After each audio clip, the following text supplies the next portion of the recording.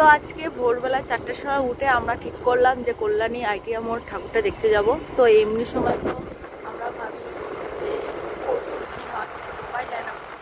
তো এখানে থাকি ঠিকই, কিন্তু একবার আইটিআই মোড়ে প্যান্ডেল আমরা দেখতে যাই।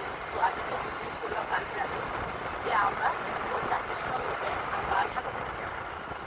তো বাবা তো গেছে কাজে, মা আছে, আমি আছি, আর আমার বর আছে। তো এখন পুরোপুরিভাবে ফাঁকা আমরা চিন্তা ভাবনা নিয়েছি, এবার দেখা যাক কি হয়। তো প্রায় এসে গেছি আমরা। তো এরপরে মনে আমরা এইদিকে আসতেই পারতাম না।